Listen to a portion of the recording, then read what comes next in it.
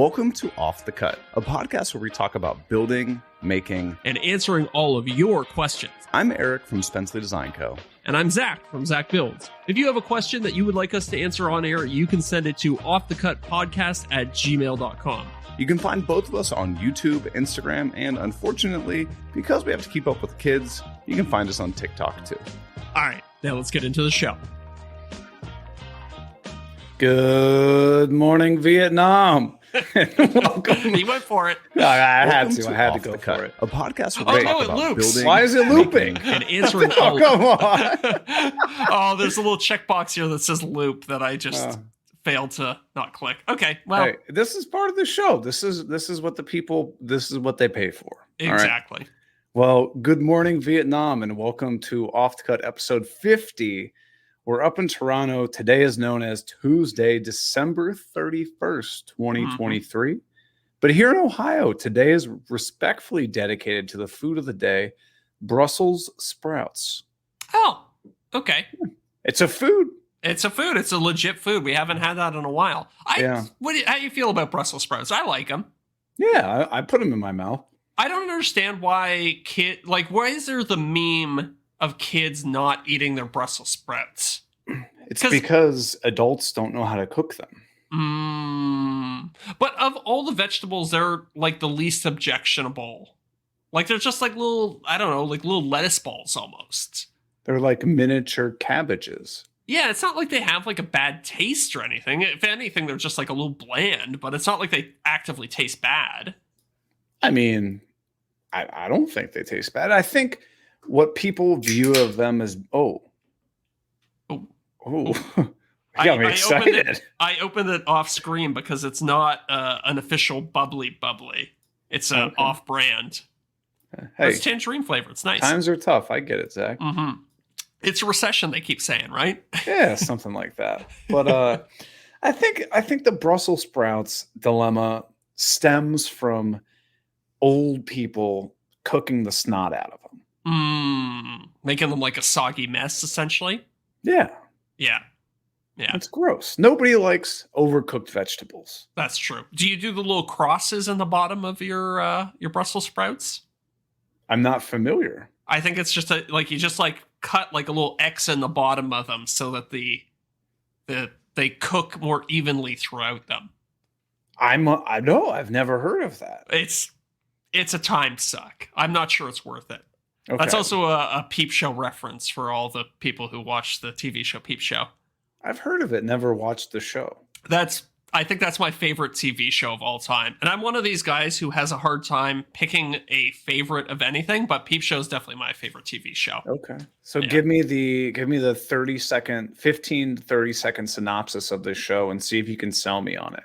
Okay, so it's your Go. basic roommate sitcom. Two guys, one guy's neat, one guy's very disorganized and kind of a slob, but you can hear their inner dialogue, and everything is shot from either one of their POVs. So there's literally never a shot that's not through their eyes, and you can hear their inner dialogue. Okay, yeah, that was pretty close. See, it's not a bad little It hook, sounds right? interesting. It's sounds very similar. Well, I guess not at all similar, but similar to the show You. Isn't kind that of like the a one, the thriller. stalker guy? Yeah. But a lot of the show is like him like Oh. doing stuff, and then he's like, "Oh my god, I want to kill her so bad," or like, "Why is she Yeah. doing this? I love this girl." It's like you hear her Yes. thoughts. Kind of cool. Yes, yeah. It's like that, but nothing like the rest of the show is nothing like that. But the inner dialogue thing is, yes, you're spot on with that. I kind of like it's a unique format. Yes. And like again, you see everything through their eyes. So it's all like weird like fisheye lens. It's interesting. Huh. Okay. Yeah. Okay. I could check it out. Very dry British comedy. What streaming service is it on? A lot of it's actually on YouTube because I don't think English channels really care that much about copyright. So you can find most of the episodes on YouTube. They're not the best quality versions, but they're all just there. Hey, Yeah. I check it out. I check it out. I'm going to hold you to that. Next week, I'm going to be like, you watch any episodes? I probably won't. I got so much going on this week. Oh, yeah? What do you got going on? We just got back. One of my friends, she's moving to Texas. Did I tell you about my friend that bought a school bus and like made it like a tiny home kind of deal? I think you did a while ago, but it refreshed me on it and the listeners too. Yeah. So, Ooh, yeah. cracking Oh, this. LaCroix. Yeah. Watermelon. It's actually Pasticue. That's what it says on there. Evidently, it's not a recession in Ohio right now. I told you I got a bunch of these. $239 for an 8-pack. Yeah, that's a good deal. Yeah. But so my friend Haley bought a school bus not too long ago. Like a full school bus, not the short bus. Yeah. Full one. Like probably 20-25 seater, right? Okay. Deep. Is there different lengths of school buses? Like, that's a 32 footer. That's okay. Yeah. Okay. I think hers is the max length that you can get without having a CDL commercial driver's license. Gotcha. But so she got this from someone who wanted to make it like convert it to like a tiny home basically, and did let's call it 75% of the work. Okay. So like it was livable already, but was very, very bare. Right. And so she did a little bit extra work, had to do a bunch of like engine work and whatnot on it. And now's the time. She's moving, taking it, driving it to Texas, and is like she works from home. So she's just going to do some digital nomad stuff. Yeah, digital nomad stuff. Yeah, so I like that. I think that's really cool. But so this weekend, we a group of like 12 of us, we all got together and did a little like going away party thing. So we rented a big house down in like, at a place called Hocking Hills, which for us is like a campy hiking area. We just kind of get away. Okay. It was a great time, but it was really nice to just get away from everything. Is that like kind of a little tongue in cheek, like goodbye to living in a nice normal house? Like, well, no, that wasn't the sentiment of it. Let's show her what she's missing. Right. Yeah.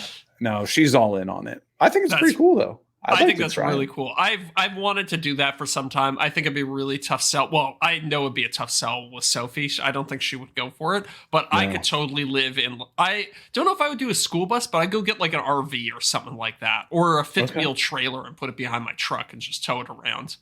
But here's the challenges with that is you and I, for how we've set up our businesses, our careers, our lifestyles, we need to have some storage area for tools or whatnot, right? Yeah. I think if I were going to do it, I would have to still maintain the shop, and then that would be the storage for all my tools, and then the entire channel would just be about building the RV. Okay. I would have to make like a hard switch at some point, like no more furniture builds. It's all just like custom built-in stuff for the stupid RV that I bought. And then I just watch my channel plummet. I think it'd be interesting though. You could do all these like tech things. Like I made out this like super interesting dresser, kitchen sink, refrigerator, modular transformer thing. That would be fun. So here's a business idea that I'm just going to give away for free to people. Foot photos, yeah. Only fans, but for feet. Only feet. Maybe I haven't talked about this on the podcast before, but I wanted to buy just an empty plot of land and then go buy a bunch of RVs and park it there and just Airbnb them out. But then like also modify them. So I would, I would like do each one would be a custom build, and then I would park it somewhere, throw up some solar panels on it and then just start renting it out. That's a neat idea. Mm-hmm. Did you have a name for it? No, I don't. Geez. The world's worst caravan park, something like that. The Caravan Carnival. The Caravan Carnival. Not bad. Yeah, what's the Caravan of Horrors? So, how is this any different than a trailer park? It's not. And that's what's fun about it. It's the next generation of trailer parks. Yeah, it'd be like a boutique trailer park, essentially. Okay. The difference would be that the places would be kind of nice on the inside and there'd be a little bit less meth. A little bit less meth. So less meth, none. Yeah, less. Come on. There's a Heisenberg somewhere in there. Yeah, exactly. It'd be the blue, pure crystal stuff, not the dirty stuff you get on the streets. Yeah, and you're not like shaking it in bottles making this. This is chemistry. Yeah, exactly. Yeah. But you know what this reminds me of? And I really hope you know what I'm talking about. So within the past couple years, they've started bringing back like old stuff and trying to make it cool. So like your idea is taking a trailer park and trying to make it cool. Yes. Right? So we have these things called food halls. Okay. Which yeah, I think I know where you're going with this, but please continue. So it's a lot of like food trucks and like bougie like restaurants and whatever. But what they basically do is they pack a bunch of these into a small area and charge you just a buttload of money to eat their food, and then they have like a bar. Yeah. Oh, interesting. If you're from the 70s, 80s, 90s, you might know these places better as food courts. Yes. Yes, correct. But they now rebrand them as food halls, and it's like all the rage of the young kids. I think you're onto something, Zach. There's one in Toronto called Eataly, which is like a high-end food court, essentially. And it's like buffet style. It's like, I don't know. Somebody was like, yeah, let's take this old idea that nobody likes anymore. We'll go high end with it and everybody will just love it. And you know what? They weren't wrong. So. I mean, so like you go into those places, right? And most people are thinking, oh, a food court. I'm going to have like your Wendy's, your McDonald's, your Burger King, your really questionable Chinese food restaurant. Yes, exactly. And, you know, you're talking $5 to $8 for a meal or something like that. Like these food hall places or that Eataly, $30. Right. Yeah. It's like a sit down restaurant meal, but in a food court. Yeah, but you take it to your table on a plastic tray. Right. But does yours have a bar in it though? I don't know. That's a good question. I've never actually been. I'll ask Sophie because she's been. Okay. So for anybody in Columbus, there's one called Food Hall that's very good. Or it's like Bud Dairy Food Hall or something. Okay. And there's another one on the west side of Columbus in Hilliard called Crooked Can. So that one is a brewery that has like a food hall in it, which is pretty cool. I like that. Yeah. Good spot. What's the food truck scene like in Columbus? It was really hot. Probably like 2015 to like 2020. But I think the COVID thing ruined a lot of them. Yeah, that sucks. They're still around, but definitely not as prevalent. But it's functionally impossible to do it here in Toronto because the laws just make it impossible. I can't remember what it is, but like they can't be taking up like a parking space. So effectively you can only have food trucks on private property. They can't be in any public spaces. So they're really limited, but I do love traveling to American cities because there's always a good food truck scene. It's one of my favorite things to do in LA is just drive around to different food trucks. The reason I like food trucks so much is because it's the complete opposite of the Cheesecake Factory. And what I mean by that is you go to the Cheesecake Factory and they're like 500,000 different entrees you can order.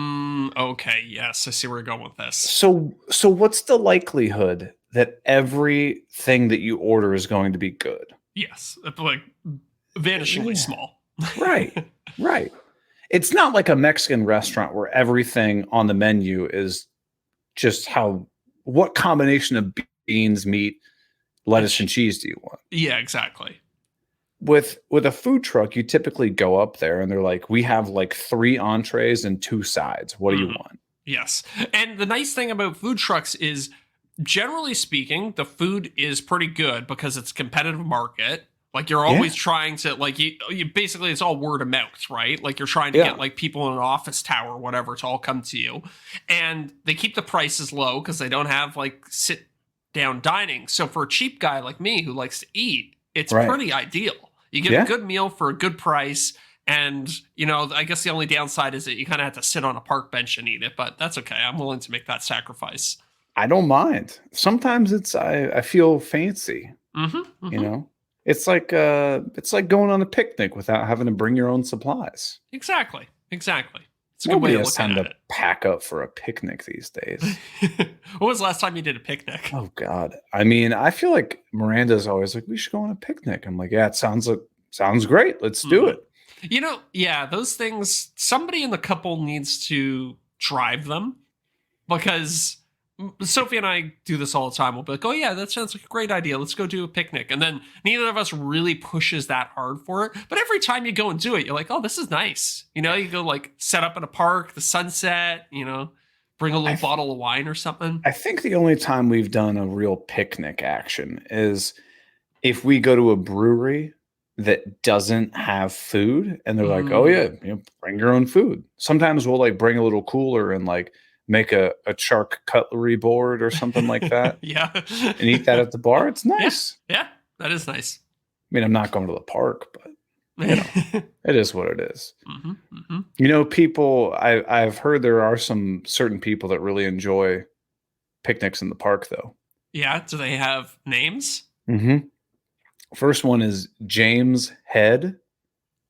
He's one of our patrons. If you didn't know where I was going with that. No, I did. I got you. Don't worry. Yeah. So our newest patrons this week, we've got a rigid fan, James Head. And I'm really bummed that his name wasn't Robertson or Phillips. Yeah. That would have been a really strong woodworking name. Maybe he's starting a new type of screwhead. The James Head. So we'll get back to this because I have a genuine question that I want to ask you. Okay. RE screwheads? Right. Okay. So let's circle back, touch base. Let me make a little note of it here. Yeah. All of those in-office words that people say. Next patron we got is an apprentice. Ooh. We got and I don't know if this is a typo, but I'm going to read it how they spelled it. The Noble Wicking. It looks like Viking with a W. Oh, okay. Noble Wiccan, like the... No. Not like the witch thing. Like Viking. Okay, like with a G. But I did a little snooping to try to figure it out. And they're from Germany. So maybe it's one of those things where they like don't pronounce a letter, like pronounce it differently. Could be. Maybe they're just screwing with us. Maybe it's a typo. Well, Noble Viking, Noble Viking, reach out. Let us know. Maybe it's like, maybe they think one of us has a lisp. Yeah. I don't know. Well played though. Well played. I like it. And then our returning top tier patrons, our caulkers, we've got Luke Schmidt, Derek Jennings at Picantry Designs, which by the way, Derek sent us a question for the after show. Yes. It's a doozy. I haven't read it, but she's long. Okay. Corey Duvall, Jason Price, back from his IRS troubles at Priceless Pro Designs, and Scott Eastman at Eastie's Woodshop. Nice. And the power cocker formerly known as Wes, who I think also got in trouble with the IRS because he canceled for like a couple minutes. But then I think he felt bad. Maybe the IRS gave him his card back or something, and he came back on. So maybe he was just screwing with us. Yeah. But hey, the other thing is, it is episode 50. So typically, true. The patrons get access to the after show and everything like that. But as our sort of self-promotion, self-marketing, if you've ever been curious about the after show, but haven't wanted to plop down like $2 a month or whatever the hell it is. If you go to patreon.com/offthecut-podcast, tonight's after show is free. That's right. So you just go on Patreon and you click on it and then you can listen to it. But all the other ones will be locked since you're too cheap. Since you're too cheap. And again, I think it's important to note that we do support people scamming the system. If you just want to give like $2, listen to some after shows, and then delete it, Oh, we're I not would do going to hunt that. you down. We're not going to hunt you down. Oh, Yeah. I mean, think of it. It's like the equivalent of buying something on Amazon and then returning it, or like, Yeah, you know, exactly. getting a recip saw at Home Depot, using it for a day and returning it. Yeah. But Hey, if you like what you see, what you hear, I suppose, then stick around. right, Yeah. right. We right. try and make it fun. We try and do some bonus stuff for the patrons. Speaking of, and also I was going to say that patrons support our software addiction. Yeah, as we're trying to make this easier. So for people who don't know, we are now on our, I don't know, 5th, 6th podcasting platform. Who knows? Yeah, we've honestly lost track of this time. We keep doing like 1 month introductory things to all these podcasting platforms, and they all just suck so badly. So we just found a new one today. We're trying it at StreamYard today. Paid $25 for that. So thank you, patrons. We appreciate it. Right. Yeah. And so I guess for patrons and everybody listening, the reason we're trying out these streaming softwares, one, is because it'll make our job of mixing, editing, uploading the podcast, everything faster, easier. But also, once we find one that works, it will open the gates to easily, is the emphasis on this sentence, easily get guests on the show. Because right now it's really difficult to be able to capture crisp audio on all ends and sync it all up. And that's truly why we just don't do guests very often, because we haven't found a really streamlined way to do it. Basically, the way it worked before was we would send a Google Meet invite to somebody. We would then have them record themselves locally. If they could figure it out. If they could figure it out. And there was always people didn't wear headphones, so they captured their own audio and our audio at the same time. And it was always a bit of a nightmare. So we're trying to find a really streamlined solution so that we can easily have guests and also make our lives a little easier, because every single episode I download an audio file from Eric. I put that into an audio editor. I had to make sure everything's synced. I chop off the ends. I put the intro song on. So, it's, it might only take 20, 30 minutes to do it, but it's a little bit of work for every episode. So if we could streamline that, we can, get the stuff out to you guys quicker. Yeah. And guests, we already have a list of guests. I've got a couple that said yes already. And I was just like, hey, are you interested? We just, we're working through some tech details. So we've got people lined up. Yeah. So I guess I'll tease one. We got Jason Bent from Bent's Woodworking. Nice. Said that he's already started listening to the podcast. He enjoyed it. Talked to him a little bit the other day. Going to see him next week at Festool. A Festool related thing that I had to sign an NDA on. So you've already you can read between the lines of what's happening there. But yeah, I could be able to talk more about that next week. I'm excited. Yeah, nice. So circling back to our new patron. Yes. James Head. I made a horrible attempt. Sorry, I had a burp coming. That was the awkward pause. Horrible attempt at a joke talking about his name should have been Phillips Head. But if you had to make a new bit head. Triangle. Oh. It came to me. I said it half joking. I was like, wait a minute, that might actually work pretty well. Yeah, because you have such sharp points and even if it starts to dull, you have such a large point of context. Son of a gun. I've cracked the code. I'm just going to Google real quick, triangle screw head. Oh yeah, it's a thing. Really? Triangle screw. I mean, it's not very popular. It must suck for some reason. Okay. Look up cons of triangle screw head. Okay. Why are some constructors using triangle head screws? This is Cora, which, by the way, Cora's. It says they're known as tamper resistant. Oh yeah, okay. So Nintendo, the video game company, they I've heard of actually them. have their own screws. Oh yeah, look, okay, so it's probably not gonna come up particularly well on camera. I have my Nintendo Switch right here. Yeah, yeah, yeah. And let's see, can I get this to focus? You can kind of see it. They have like a Yeah. tri-head design. It's not a triangle, but it's a three-head design. Okay. And they okay. made their own screws so that people couldn't take apart the game consoles. It's interesting. Now, are they the ones that I've seen on like the in the public restrooms where you like the screw head has like a 45-degree angle on it, so you can only turn it, you can only tighten it. You can't loosen it. Oh. If you loosen it, the driver bit will basically be sheared out on Oh, the 45. interesting. Have you seen those? No, I haven't seen those. Yeah. So that seems like a nightmare, though. Like, what happens if you're like setting up a commercial washroom and you want to loosen it? You're like, oh, dang, I did the screw wrong. I had to loosen it. And Yeah, I've never looked into them closely enough to know if there's like maybe like a slot on the outside that you'd have to basically put like a impact like hex right. bit that would have a little slot or something on it. I don't know. Right. Have you ever seen? So you know what a Torx head is, right? Like the star. I think. Yeah, it's like the only screws I use. Yeah. Okay. But there's also a Torx security where there's like a little circle in the middle of the Torx head. So you have to have a bit with the right indent in order to slot over the circle. It's kind of an interesting design. You see those on a lot of electronics too.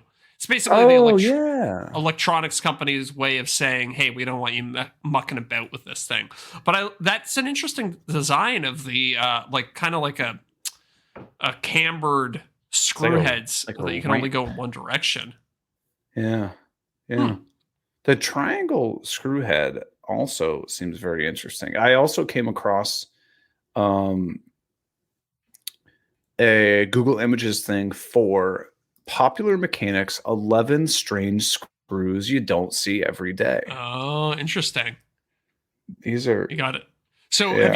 have you ever had the misfortune of coming across a posi drive screw? Oh, Festool loves posi drive screws. Oh, it is so annoying. So back Yeah. in the day, I used to have a 1977 Jaguar XJS. And it was every single screw on it was a posi drive. And it's like, for those of you who at home who don't know, a posi drive screw head, it looks like a Phillips. It's very close, but if you try and use a Phillips head screwdriver in it, it's just going to strip out and round out the screw pretty quickly. Yep. Yeah. It looks just like a Phillips, but then in between like the crosses, they got these little teeny tiny slits. Yeah. And is the idea that that's supposed to help your bit seat in there better? I would assume so. I guess it's more surface area for applying torque or something like that. I don't know. Huh. Like it adds annoying. more points of contact or something. Yeah, and I think it's also like a different taper than the Phillips head. Yeah. Like, you know, Phillips head is like, like 20 degrees from the point, or maybe it's even closer to 45 or something like that. Yeah. Posi drive's like more flat. Yes. It seems like it tapers less. Yeah. Yeah. Interesting. That'd be a good title for the episode, the one where they get screwed. And also I'm always curious to hear, do you have many Robertson screws? I don't think Robertson doesn't really exist in America, does it? So you can buy them, but like if you go to Home Depot, you're pretty much going to find Phillips and Torx. Like if you're buying like like 5 pounds of screws, right? Yeah. Like deck screws. Yeah. I would say Torx is definitely the most common if it's really? not Phillips. Okay. I cannot stand like deck screws that are Phillips. It's like, why would you do that to yourself? You're a psychopath. They're horrible. Like the bit will cam out all the time. Yeah, it's awful. Insane. Even with an impact. I've seen 3-inch framing screws that have Phillips heads on. It's like, oh, who would buy that? They're usually cheaper though, aren't they? Are they? Is that I don't know because we just don't have those up here in Canada. We have Robertson, which is the square for those of you at home who don't know, and then occasionally you'll see Torx, but Torx is even pretty rare. Really? Everything is Robertson here. And maybe this is just, if you go like specialty cabinet supply store or whatever, but yeah, I can find Robertson, but really the only ones that I regularly will find are the Craig pocket hole screws. What's a Craig? Okay, hold on. Now I gotta look that up. What's that look like? Craig. It's a pocket hole screw. It's like a particle board screw, right? Did you never use a pocket hole before? No. I'm one of these purists that I. Well, I see. So the pocket hole screw has a Robertson head on. Yeah. Sorry. Yeah, I didn't explain that. Okay, I thought it was its own specific thing. Oh, that's interesting that Craig. I wonder if where is Craig from? Is it German? Sounds German. The girl I talked to was out of Indiana. Okay. Or Illinois or something like that. I wonder why. I don't know. I have no idea where they're from. Huh. Yeah, that's interesting. Well, that was we just killed 10 minutes talking about different types of screws. I actually really enjoy. Have you ever seen those screws? Like, who's the company that sponsors everybody with the screws? Power Pro. Power Pro. Yeah. I like they do sponsor everybody, but I like the design of their screws. Like, there's a few things that they nice do. screws. There's like little like spiky blades at the start of the screw, and then they have like the counter twist in the middle of the shaft and stuff like that. I like that they're trying stuff. Everybody had the same screws for 10, 20, 30 years or whatever it was, and they're trying something different. And I appreciate that. I'm going to be honest with you. I don't think I've ever bought screws in the last 2.5 years of woodworking. Oh, really? So who hooks you up? Whenever like Craig sends something, they're like, "Oh, here's a gallon of screws." Oh, okay. Or like I bought some like construction screws like when I first started, and then I just like don't really use screws anymore. So right. I don't know. I just haven't bought them. Yeah, I never buy them, but it's because I have them left over from like building houses for people. Right, you just like, oh, I got half a pound left. I'm gonna take this home. Exactly. So there's drawers in the shop that are just filled with all sorts of different lengths of screws. That's fair. You know what you really need to get, and they're crazy expensive. Okay, I like where this is going. Yeah. So Festool makes their sustainer thingy, right? Oh yeah. But they make a really good sustainer that has like individually sized bins, like in bunches of different lengths, and it's on a grid system, so you can reorganize them any which way you want. And when you close the lid, they're perfectly closed. Okay. And you can take the bin out, like if you just want to like take the bin. I think DeWalt makes one too, don't they? I have a Craftsman pack out system. Yeah. That has little bins like that. I've never found one of those that I really truly like, though. Enough that it I don't know. I've never found one that I'm like, I'm going to spend the 2 hours it's going to take to organize this screw container. Yeah. I just have a drawer filled with the boxes that they come in. You buy them in a box of 50 or whatever, toss it in the drawer, just leave it like that. But it's great. They come in little plastic containers. They say what it is right on the top of it in clear, legible writing. But what if you happen to buy a different brand, or they change their standard of what box they go in? Well, it's a pretty big drawer, so the box is just kind of free float in there. It's not like perfectly organized, but it works. See, I get a very odd satisfaction out of organizing things. Like those Festool things are like $100 a piece. Yeah.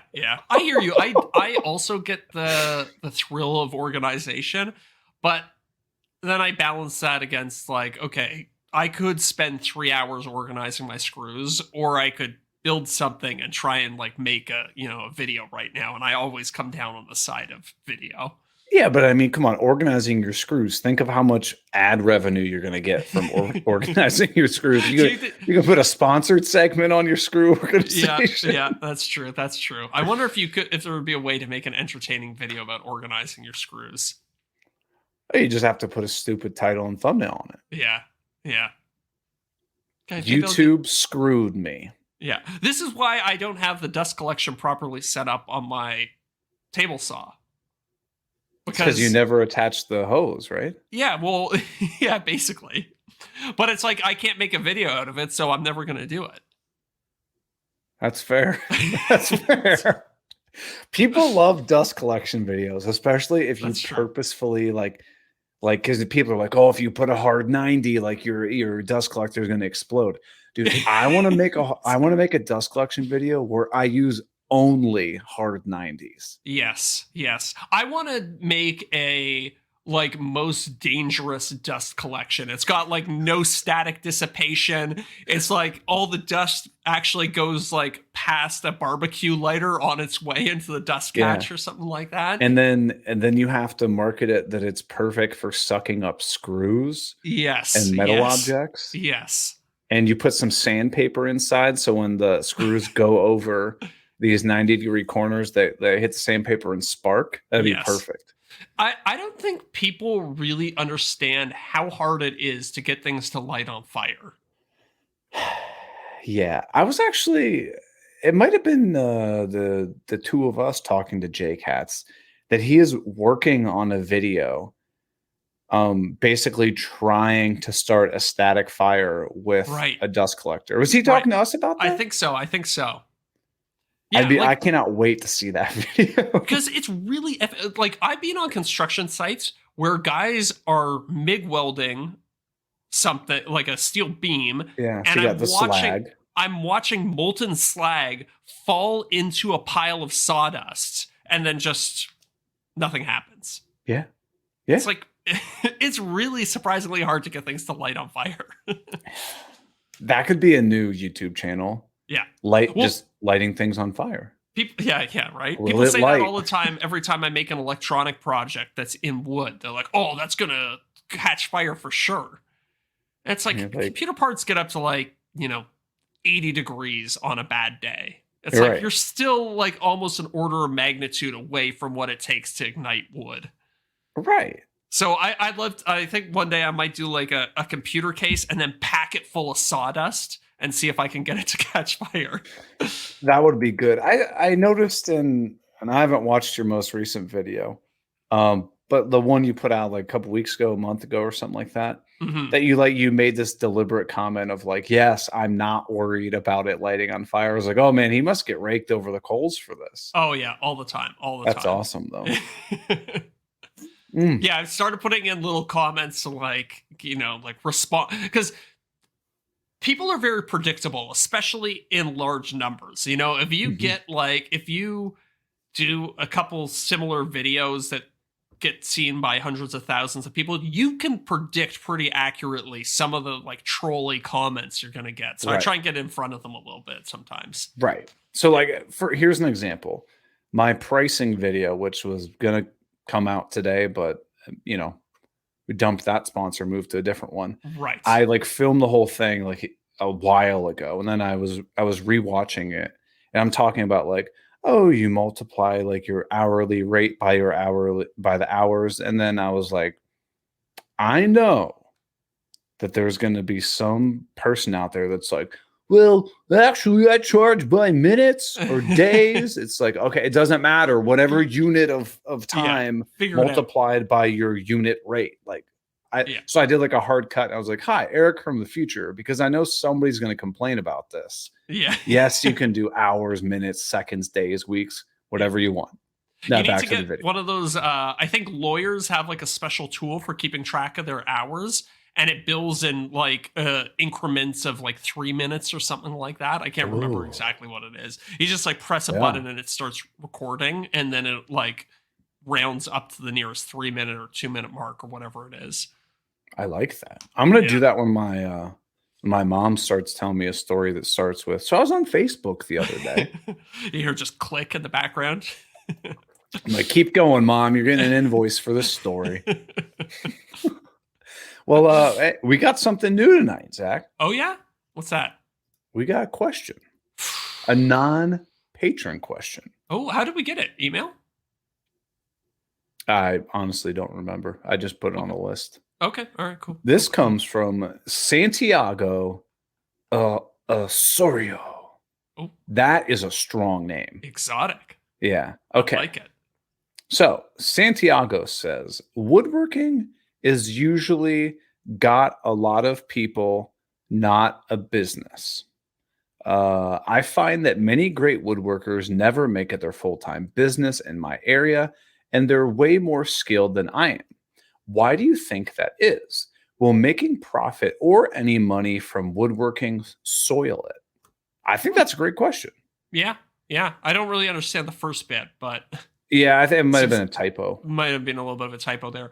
I mean, so to answer, I think the thrust of his question, being a good woodworker and being a good business person Yep. are not necessarily the same thing, right? Mhm. And I think that's why you see so many of these guys who run like little like side businesses where it never blossoms into like a full on business, is because just because you know how to put together pieces of wood doesn't necessarily know how to market or how to find capital and make the right investments and Yeah. how to hire people and stuff like that.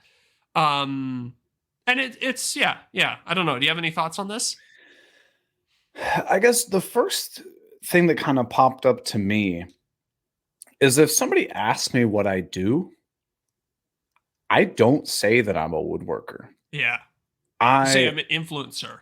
I hate when people say that, but yeah, no, I would say I am a content creator in the woodworking space. Like, Mhm. sure, a lot of my stuff is centered around woodworking and teaching people how to woodwork, but there are way better woodworkers than I am that make way less money than I do. Yeah. And I'm not saying like I make $1 billion a year, but there are people that are unbelievably talented at woodworking that would probably struggle to Yes. sell something for $500. Yes, 100%. I often say to young people who don't know what they want to do, like when you're around that age, 17, 18, you're trying to think, oh, what should I do when I go to university? I'm really Right. lost. I'm feeling kind of aimless. A lot of people, their default thing is, oh, go get a liberal arts degree, right? Yeah. That's like the classic refrain. Yeah. I always tell people, go get a business degree. Yeah. Because if you decide in the future that, hey, I want to be a woodworker or I want to open a coffee shop or, my passion is, I don't know, what's a weird passion? Socks. Socks. Perfect example. I'm super passionate about socks. If you have a business degree, you're in a great position to then start a sock company. Right. It's 'Cause- the critical thinking skills. And just like the fundamentals of how to run a business, there's a lot that goes into it. And Right. I don't know, if you already have a passion that you love, a business degree or just the fundamentals of business, you don't necessarily have to get a degree. Go get one of those like Business for Dummies books or whatever. Yeah. But the skill of business complements passions very nicely. I couldn't agree more. And to give it an example that's related, I had a good friend that this was several years ago, started a candle business because they Mhm. loved candles, right? Mhm. And it's like, who doesn't like good smells? Am I Yeah. right? Fair enough. And so she's starting this candle business, and this is not meant to be an insult at all. Doesn't know a damn thing about running a business, keeping track of your books, anything like that, right? Mhm. So she's just selling a bunch of candles, buying tons of stuff. And then end of the year came. She had no idea that you had to like make quarterly estimates on your taxes. Here in the US, you got to make quarterly payments on your taxes for a business. Yeah. I had no idea like to start another bank account or like run her books or anything, and basically went out of business because it was the end of the year and she's like, I don't have money to pay all this. Like, Right. I think that could capture a lot of people. Say you're a woodworker and you're like, I want to start a business, but you don't know anything about starting a business and you don't consult a professional, or like, Yeah. you could run yourself out of business just from taxes alone. Oh, totally. I mean, step number one, get an accountant. Mhm. CPA, like we discussed at the last Right. week's after show, I think. It's the best money you'll ever spend when you start a 100%. business. 100%. You don't have time for that. But even just knowing that you need an accountant is not something that you necessarily would ever realize unless you No. had some sort of training in business. No. Yeah.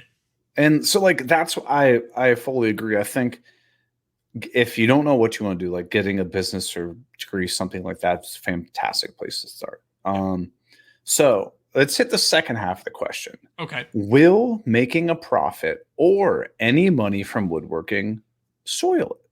Yeah, I mean, there is some truth to that. Like, turning your passion into your job, it can be great sometimes, but it can also take some of the fun out of your passion when you have True. to go and do it, right? True.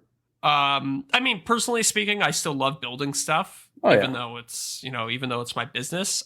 So it hasn't like taken all the fun out of it. But yeah, there are days when you're like, I'd really rather go hang out with Sophie than I would go build something, but I got a deadline or I have to finish Right. this thing for clients, right?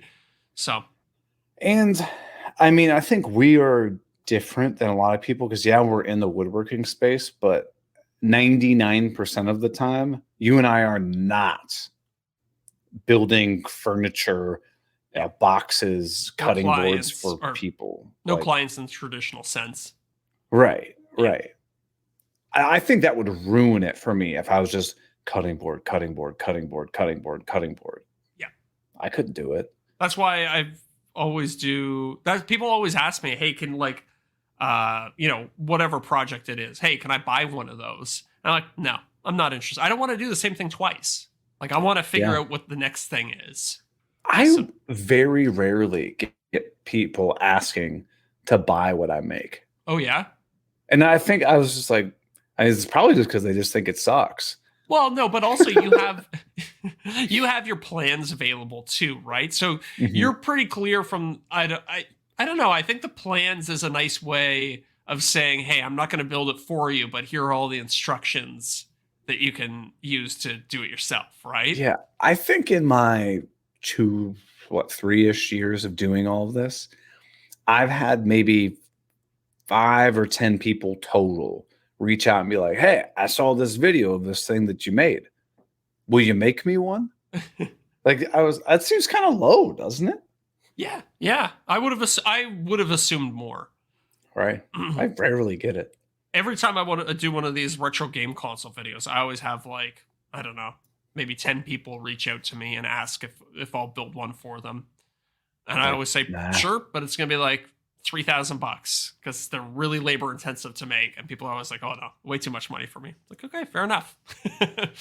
I told you I had somebody reach out asking wanting me to build that bathroom vanity that I was pumped Yeah. about, right? Yeah. But I have other people reach out asking me to build stuff for them unrelated to anything I've built. And my first response back is always, well, what's your budget? Yeah. And a That's- lot of times when I ask people that, no response. Yes. But it's Yeah. like, I ask that question because for most people, that'll kill it right away. Yeah. Like, if you're going to pay me a good amount of money to build something and I want to build it, then sure. Yeah. Then we can talk. But otherwise, I don't know that there's any point in this conversation going any further. Yeah. Yeah. But I guess my answer to his question about like will building, sorry, I got a hair in my No eye worries. or something. My question or his question about like will making money from woodworking soil it? I will say yes if your number one primary goal is just acquiring and collecting money Okay. for the sole purpose of collecting money. If you're like, oh man, cutting boards are bangers, I'm going to make the same cutting board 500 times over Yeah. because I can then collect a lot of money. That would kill it for me. Yeah. I don't know. Yeah. I could, I don't know. I do. Sometimes I enjoy the setup and like, I enjoy thinking about it. I like if somebody was like, I'll give you, $100,000 to make 500 cutting boards. I don't know. Does that check out? That's like $200 a board. Anyways, regardless, I would get kind of into the process of like, how can I set up my shop to be the most efficient and how can I do this in the least amount of time? But I think that would wear off pretty quick. Okay. So I like the sentiment of what you're going at with there. You're saying somebody is presenting you a new challenge that you have not done before, Yeah. and you're really interested in the mental construct of like, oh man, how can I solve for this challenge? Yes. Okay, but let's say you got $100,000 for 500 cutting boards. Yeah. You did accomplish the challenge, and now 2 months later they ask you to do the same thing. Yeah. I think I'd be over it by like board number. I would set up my production run, and then I'd be bored of it by like board number 5. It's like once you had like the proof of concept, you're like, yeah, this works. Yeah, oh yeah, I can make a cutting board in like 30 minutes or whatever. Then yeah. All right. No, I agree. Yeah. I think the number one priority, if you want to take woodworking and make money off of it, is truly stick with what you enjoy doing and let that guide you. Yep. Because you're gonna ruin it if you don't. Yeah, I think. Well, I mean, that's probably true of most things, right? Like as soon as you start prioritizing money above all else, it definitely does have the potential to ruin it. Yeah. Yeah. That's what I would say. But it doesn't necessarily have to be that way. No. So I like this question. This is another one from Santiago. He sent in a whole boatload. I like this one. Have you ever been in a fight? Yeah. Yeah, I've been in a couple fights. Any good stories? Yeah, anything you need to divulge? I think I talked about it on the J-Cats episode, the one New Year's Eve where me and my friends fought all the bouncers.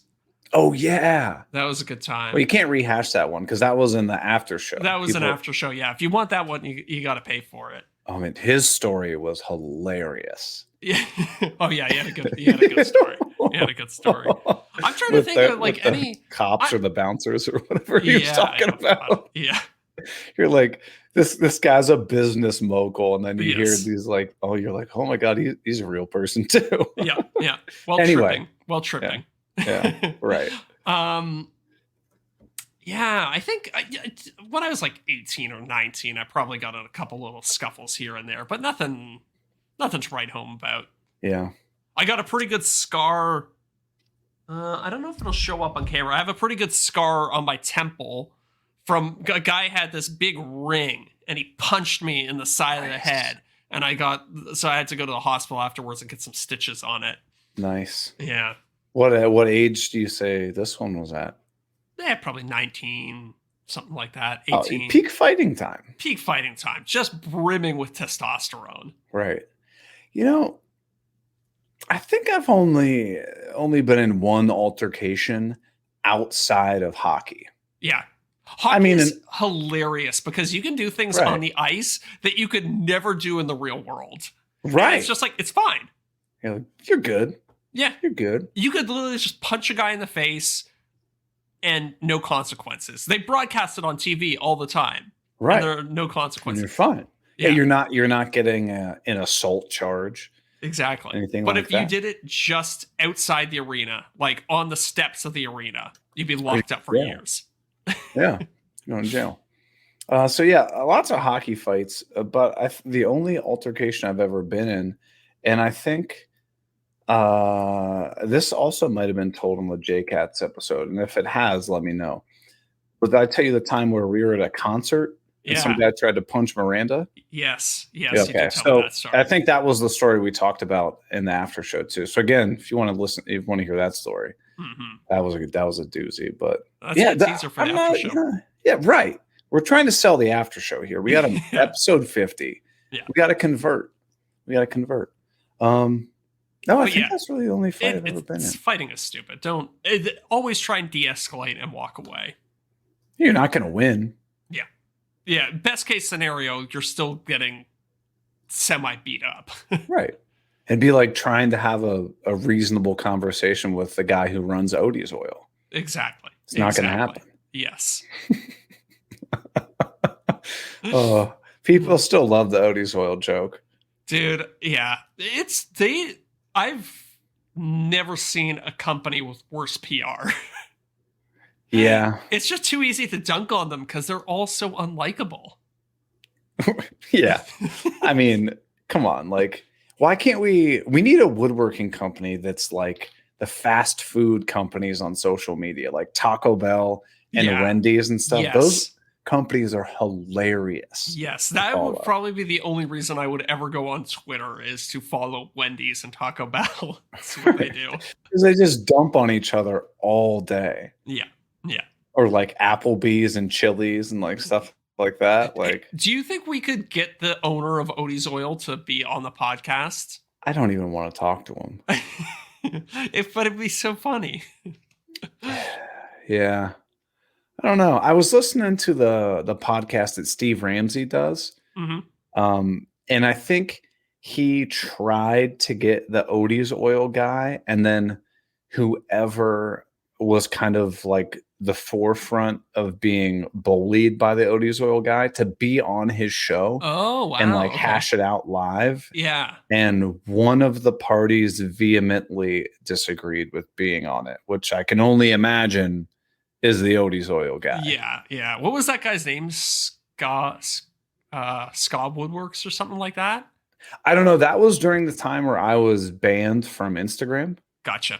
So I had heard about the story through the grapevine and got the highlights of it, and I still was like, yeah, that mirrors the relation that you and I had with him, and John from Lincoln Street also had with him. So I was like, yeah, all right, this guy is a turd. Certified turd. Certified turd. Maybe we should make that a new tier for the patrons. Certified turd. Odie's Oil fan, and then parentheses. Certified turd. That's pretty good. All right. Odie's Oil fan, certified turds. People are going to be pissed. They're going to be like, I gave you that $3. And it's like, yeah, then, Patreon takes their fees. We got to take taxes out of it. It ends up being like $1 a month. But hey, we still appreciate all you certified turds out there. We appreciate you listening. Watch us just lose all our Odie's Oil tier fans. Well, we're trying to berate them so they jump up to be a rigid fan. Well, what do you say we wrap this guy up and head to the after show? We got some questions for the after show. We got all kinds of stuff to talk about. We started late tonight, so but because we're gonna do the after show for free, should we keep the live stream going? Well, I don't know. What if we want to say questionable things and air grievances? That's true. Mm-hmm. Okay. You're right. Do I have any grievances? I mean, I always have grievances. I don't know. I'll think about some. I might have some grievances there. Plus, we got to have a bathroom break, and that'd be boring for the people watching at home anyways. Right. Yeah. So I say we wrap it up here. Okay. And as a reminder, everybody listening, all the freeloaders, if you go to patreon.com/offthecutpodcast, you can get this episode's after show, episode 50, for free. You just go to the website, you scroll down, and you just hit the play button, and she'll start playing for you. And seeing as we've done something nice for you, I'm speaking to all the freeloaders right now. Right. Do something nice for us and send us a question. Yeah, send us a question. Share the podcast. Yeah. Whatever you want.